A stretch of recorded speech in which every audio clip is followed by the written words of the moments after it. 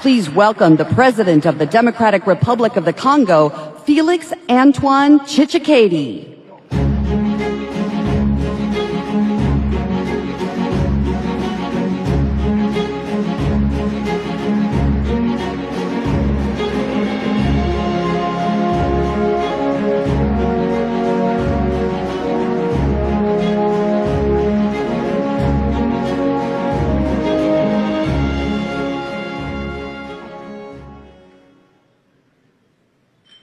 Ladies and gentlemen, shalom. Merci beaucoup. Merci à vous tous pour cet accueil chaleureux.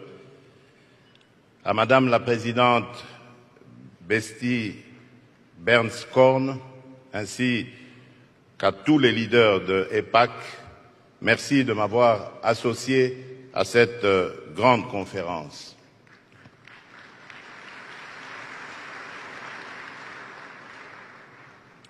Je viens m'adresser à vous aujourd'hui, non seulement en tant que président de la République démocratique du Congo, un pays ami d'Israël, mais aussi en mon nom propre, car mon parcours personnel a fait de moi un grand ami du peuple juif et un fervent défenseur de sa cause.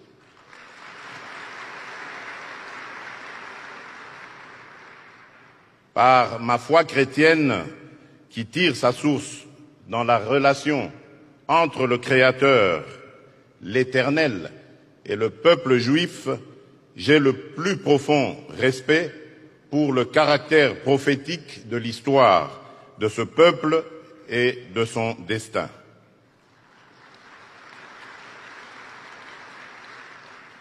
Boussole des nations et horloge du monde, Israël est au cœur de notre civilisation judéo-chrétienne.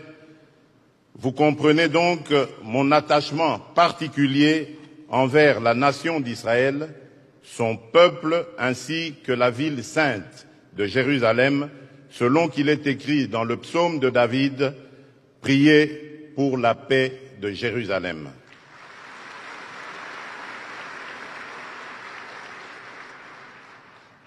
Les relations entre mon pays et Israël sont restées longtemps en léthargie.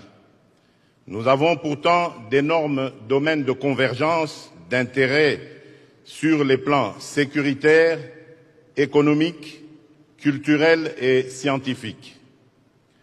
S'agissant des questions sécuritaires, les défis nouveaux liés à la lutte contre le terrorisme, la corruption et le blanchiment des capitaux, ainsi que la lutte contre la cybercriminalité, nous donnent l'opportunité, que dis-je, l'obligation de renforcer nos liens pour des objectifs partagés.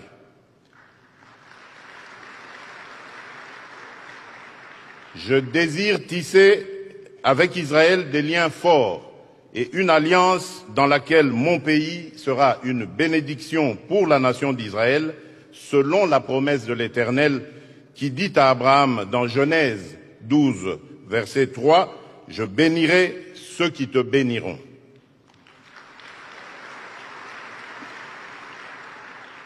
Il s'agit d'un processus que je réaffirme solennellement ce jour et qui se renforcera à la mesure de la consolidation de notre amitié et de nos intérêts réciproques. C'est dans ce contexte que je vous annonce l'arrivée imminente dans mon pays du grand rabbin Albert Guigui, qui viendra cette fois pour le renforcement de nos liens sur le plan spirituel. Pour ne pas perdre cet élan, pour consolider nos liens et discuter de nos intérêts mutuels, je compte effectuer une visite en Israël au courant de cette année.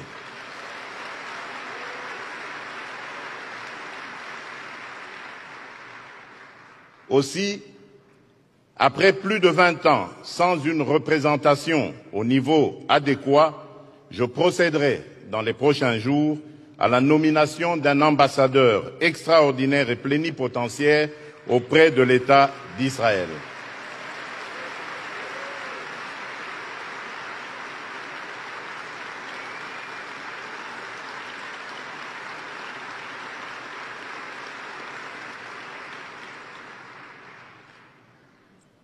Dans le même ordre d'idées, il sera créé une section économique animée par un personnel de haut niveau ayant la mission de promouvoir les relations économiques entre les deux États.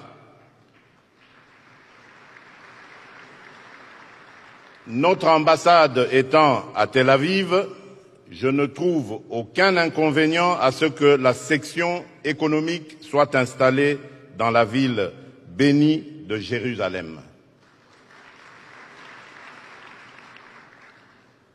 L'expérience et le savoir-faire d'Israël dans les domaines de l'agriculture, des sciences et de la technologie ont toute leur place dans mon pays qui s'étend sur 2 345 410 km² et plus de 85 millions d'habitants, mais n'exploite encore que 10% de ces 120 millions d'hectares de terres arables et irrigables, une partie infinitésimale de ces ressources en eau et de ces ressources minières estimées à plus de 24 000 milliards de dollars. J'invite Israël à accroître sa présence diplomatique et économique dans mon pays à la hauteur du potentiel qu'offre la relation entre nos deux États et nos deux peuples.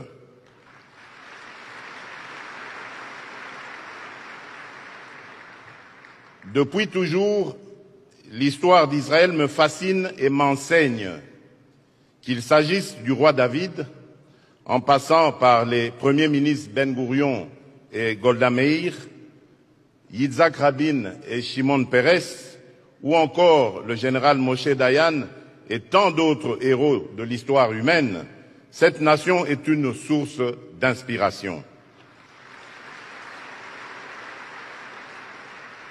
Elle nous apprend ce qu'il est possible à l'homme de réaliser en peu de temps quand on a la volonté, la résilience et surtout la grâce et la faveur divine.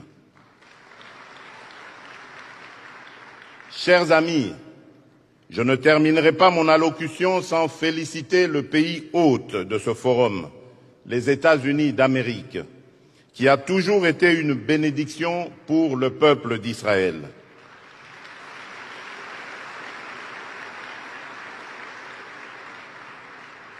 À cet égard, nous soutenons le plan du président Donald Trump en faveur du retour à une paix durable et à la coexistence pacifique entre les deux États, Israël et la Palestine. Enfin, je remercie mes frères et sœurs chrétiens évangéliques de ce pays qui, pour leur soutien indéfectible à la paix et la sécurité de l'État d'Israël.